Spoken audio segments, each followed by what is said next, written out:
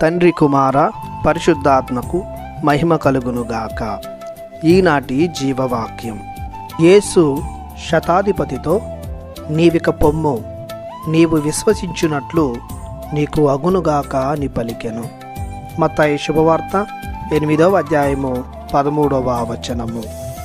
ప్రియ సహోదరి సహోదరులారా, దేవుని బిడ్డలారా, యేసుక్రీస్తు నామములో మీ అందరికీ తండ్రి దేవుని కృపయు శాంతియు లభించునుగాక. యేసు కపర్నాములో ప్రవేశించుచుండగా శతాధిపతి యేసును సమీపించి, ప్రభు, నా ఇంట సేవకుడొకడు పక్షవాదముతో విపరీతముగా బాధపడుచు మంచము పట్టియున్నాడు అని తెలుపగా, యేసు, నేను వచ్చి వారిని స్వస్థపరుతును అని పలికెను. అప్పుడు ప్రభు, నీవు నా ఇంటిలోనికి వచ్చుటకు నేను పాత్రుడను కాను, నీవు ఒక మాట పలికినా చాలును, నా సేవకుడు స్వస్థత పొందును అని శతాధిపతి తన విశ్వాసాన్ని చాటుతున్నప్పుడు ప్రభువు పలికిన సందర్భంలోనిది ఈ వాక్యం. ఈ వచనం విశ్వాసం యొక్క ప్రాముఖ్యతను వివరిస్తుంది. విశ్వాసం అనగా మనం నిరీక్షించు విషయములందు నిస్సందేహముగా ఉండుట, మనము చూడజాలని విషయములను గూర్చి నిశ్చయముగా ఉండుట. విశ్వాసం చేత దేవుని ఆమోదం పొందవచ్చును.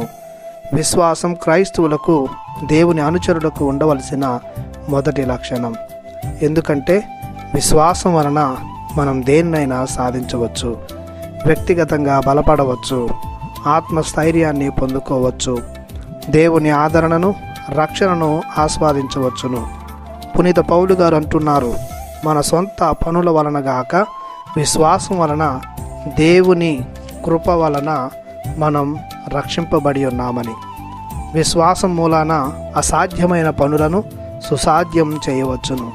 విశ్వాసంతో దేవుని ప్రార్థిస్తే మన మొరలు ఆలకించబడతాయని మత్తయి శుభవార్త 21వ అధ్యాయము 22వ వచనంలో చెప్పబడుతూ ఉంది.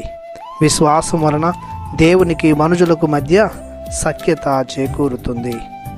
అందుకే క్రైస్తవులమైన మనం, దేవుని అనుచరులమైన మనం విశ్వాసాన్ని ఆయుధముగా, వస్త్రముగా ధరించి మనకు అవసరమైన వారిని, దేవుని ఆదరణను, రక్షణను పొందుకుందాం. ప్రార్థించుదము. ప్రేమగల మా దేవ, మీ రక్షణ కార్యానికి గాను మీకు వినలేని స్తుతులు, స్తోత్రములు చెల్లిస్తున్నాము. మేము మీకు దగ్గరగా జీవించుటకు, మీ ఆదరణను నిత్యము పొందుటకు, మీ కాపుదలను ఆస్వాదించుటకు, మీరిచ్చిన విశ్వాసాన్ని ఆయుధముగా చేసుకొని అసాధ్యమైన వానిని సుసాధ్యం చేసుకొను మీ ఆశీర్వాదములను మాకు గొప్పగా ఎల్లప్పుడూ దయచేయమని మీ ఘనమైన నామంలో ప్రార్థిస్తున్నాము పరమ తండ్రి. ఆమెన్. దేవుడు మిమ్ము దీవించునుగాక. ఆమెన్.